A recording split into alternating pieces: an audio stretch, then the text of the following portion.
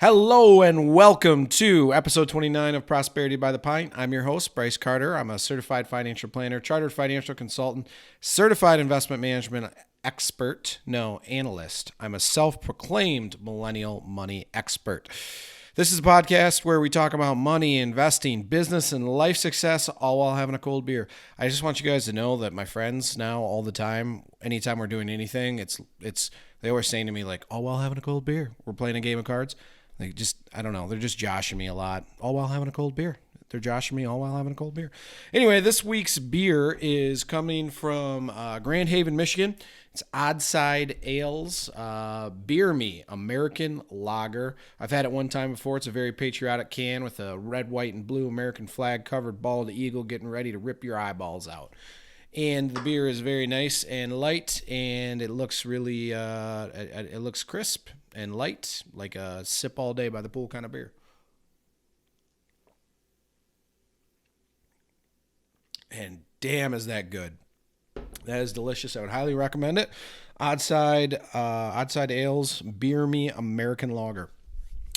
So this week's episode, it's rather timely. I'm going to talk about currencies. So what you don't know about currencies, and currencies getting a lot of attention right now from two different fronts. One, from whether or not China is manipulating their currency to help fend off the trade war, retaliation type of thing.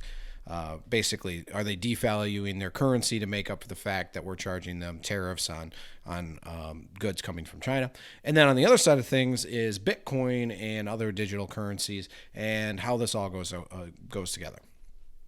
So I got to say, one of the more interesting, I shouldn't say this like this, but one of the more interesting conversations I've ever heard about currency.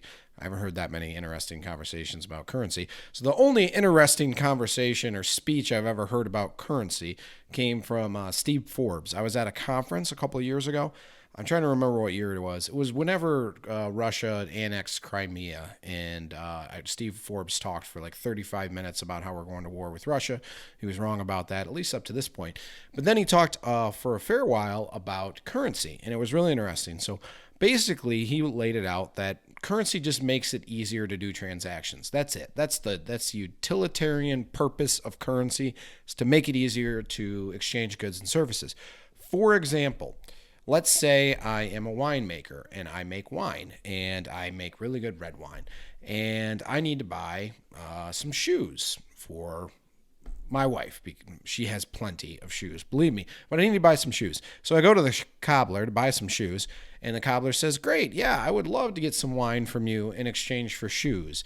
And he only likes white wine. Well, crap, now I got to trade my red wine for white wine in order to give the guy white wine in order to buy shoes. And then he gets the white wine, and then he wants to trade some of the white wine for maybe wool or leather perhaps, to make his shoes. So he goes to a local cow farmer and says, I want to buy some leather, and here are some shoes. And the guy says, or here are some white wine. And the guy says, well, I don't want any shoes, but I could use a couple of new jackets. So then he has to go and trade his shoes or his white wine for jackets in order to buy some leather in order to make some shoes.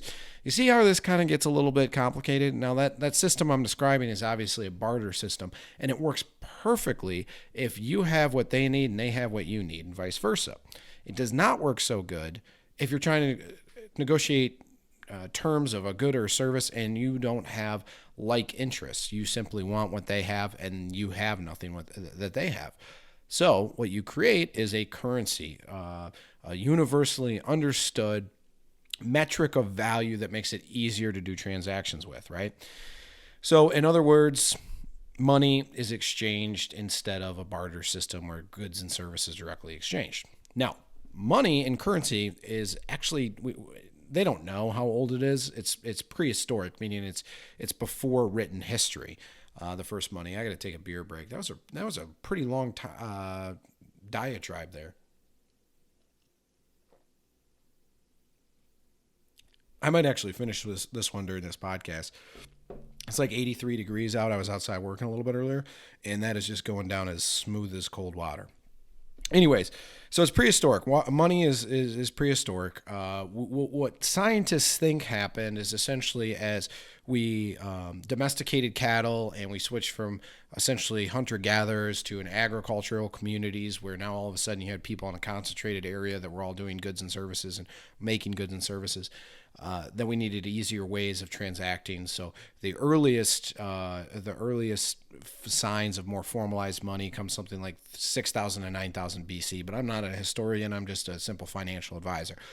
Anyways, I just thought that was kind of interesting. Even before then, it looks like hunter-gatherer communities exchange things like seashells, for example, in order to exchange as a metric of value. But what I'm saying is money is old.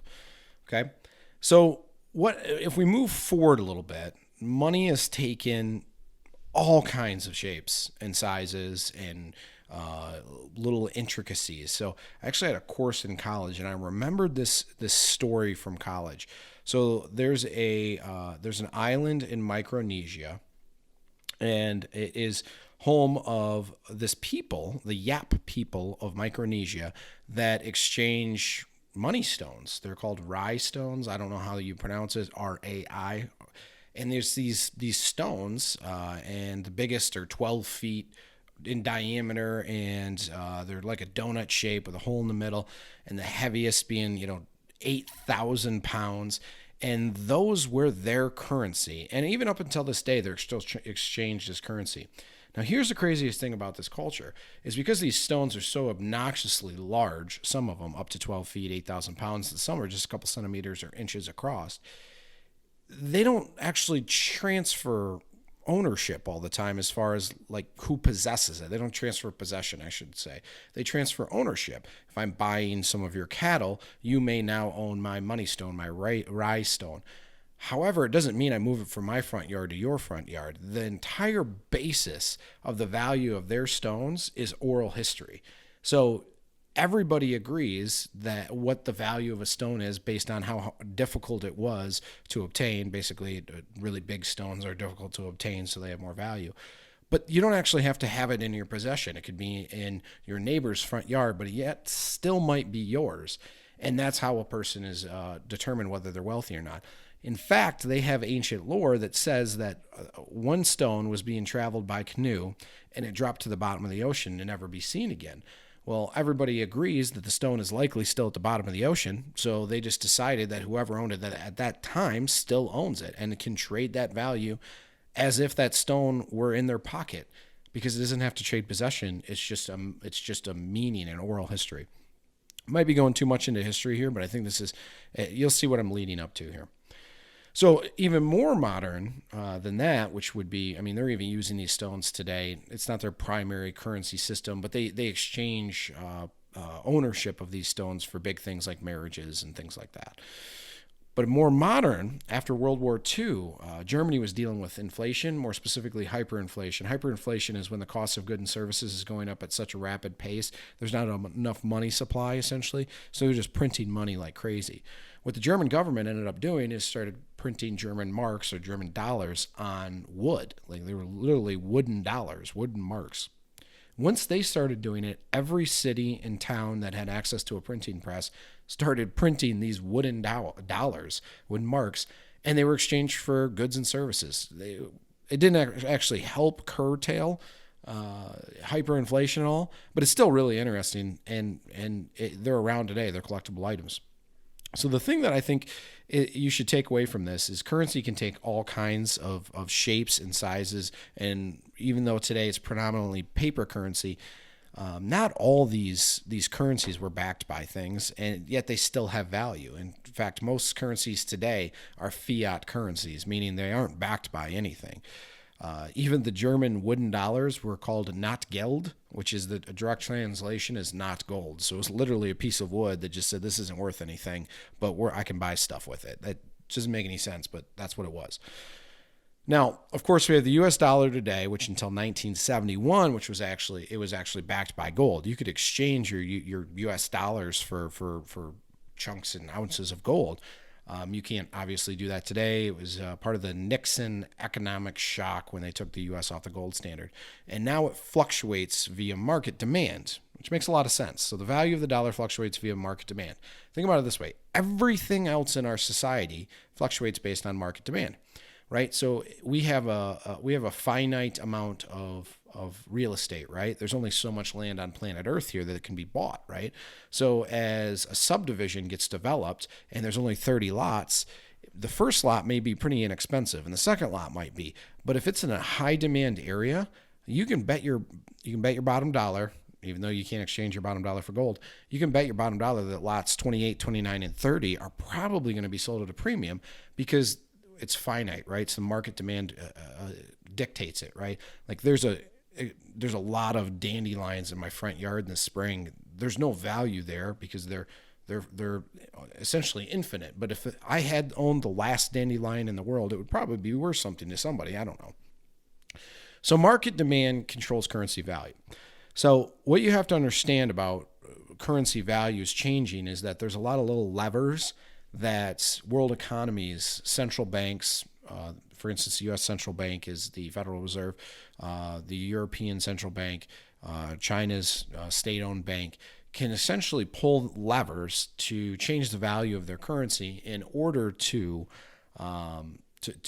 head off certain things like inflation or deflation, hyperinflation, or to offset trade wars. Beer break. Again, that was a long diatribe.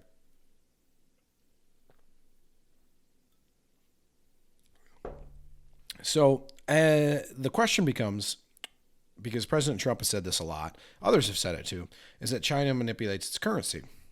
It purposely devalues the currency, which makes it very inexpensive to buy certain things from China. So it makes their companies more competitive on the global scale. But is China manipulating the currency, or is it just hoopla? Is it just pulling normal levers that central banks do? And I got to say, like, the complications of currency manipulations and how central banks handle their economies is beyond the scope of this podcast and this episode, certainly. But the thing you got to remember about it is that it's an extremely complicated topic. I mean, there is geniuses on Wall Street that have developed financially engineered products in order to offset some subsets of currencies that you've never even heard of and I've never even heard of. So when we're talking about currencies, it's a global economic complication beyond the scope of almost any one individual's comprehension. But I'll just give you one example. So China claims to be about 15% of the world's GDP. GDP is gross domestic product, essentially the total value of goods and services at a big exchange. So they claim to be 15% of the world GDP, which is a huge number, number two only behind the United States. Yet only 1% of transactions are done in the Chinese currency, the Chinese yuan. So ask yourself, how is that possible if they're 15% of the world GDP, but only 1% of all transactions are done in their dollars? That doesn't make any sense, right? Exactly. It doesn't make any sense. So, with that specific example in mind, you could ask yourself why. Well, that's because the outflow of dollars out of China is very, very, very rigid and strictly monitored by the government. People cannot just freely move their money overseas. So everybody's heard of Chinese billionaires that are sending their kids to the United States and Canada and other places for education. A lot of times those Chinese billionaires are buying investment properties in the U.S. and Canada and London and Paris and so on. But they're limited on how much they could do that. If they could move their money outside of China, at their free will, you can bet that the Chinese currency would essentially collapse because so many dollars would leave overnight and be invested into a diversified portfolio of foreign real estate. Make sense? So just a very small example as to why the Chinese is essentially manipulating their currency. I also think it's a little bit fun to get some history behind currency. And I wanted to wrap this episode up on two very hot button topics. I don't know about hot button, but maybe Twitter trending topics, which is Bitcoin or cryptocurrencies and gold. So if I talk about gold for a second, gold has pretty much always had value, at least in modern societies, but it doesn't have any utility value. What I mean by that is it doesn't really do anything. If I buy gold, right, and I put it upstairs in my safe, and I take it out 10 years later, I don't have any more gold. I have the same amount of gold. It hasn't paid me any income. It just matters whether the gold that I could sell, if I could get more dollars off of it or less dollars off of it. And you can say, well, yeah, but gold is a safe haven. And so if the world economy collapses, then gold's going to be worth something. No, if the world economy collapses, the only thing that's going to be worth anything is penicillin and bottled water. So maybe some bullets, right? So think about it in the sense that, yes, it may have value. Yes, it has value today. Yes, it tends to go up when markets go down. But it doesn't do anything. It has no utility to it. I'm not saying that gold's a bad thing or investing some of your portfolio in gold is a bad thing. I'm just saying it's not the greatest investment ever, which, depending on who you're listening to on different business shows, might try to convince you that it is. Now, Bitcoin, on the other hand, I'm not saying contrary to my views on gold. I'm saying Bitcoin is valued because the way that I look at Bitcoin, and right now it's purely speculative. It's a speculative investment because it moves too much. It's not level enough to act as a currency, right? Like, I want my dollar today to be able to buy a can of Coca-Cola, right? I don't want my dollar tomorrow to be able to buy a tenth of a can of Coca-Cola or buy 10 cans of Coca-Cola. I want it to be able to buy one, right? You need currencies to be stable and reliable so you know what products or services you can afford with the set amount of currency that you have, right? Because Bitcoin moves up and down so much on any given day, the purchasing power of Bitcoin could be substantially smaller or larger than it was the previous day. It doesn't mean that long term it won't be worth something as a currency, and I think it has a lot of really interesting applications. It's a cost effective way of transferring money. It's a confidential way of transferring money, which I think is going to end up causing regulation to step in because governments want to know where the money's going, whether it's dark areas and not to taxes or for nefarious purposes. But that being said, the interesting thing about Bitcoin is there's going to be a finite amount produced, right? So those Bitcoin miners out there, there's going to be eventually, and I don't know the number off the top of my head, it's going to stop. You can't make any more Bitcoin. So then it becomes like real estate where there's a finite amount of it. And that's what I think makes it really interesting. It doesn't have a utility. There is Bitcoin wallets that pay interest, which is, I think, interesting. But it's a different scope. I think it's too soon to know where it's going to go. I don't think it's going away anytime soon. But that's this week's episode of Prosperity by the Pine. I hope you found it interesting and fun. I did. I had a lot of fun researching this topic.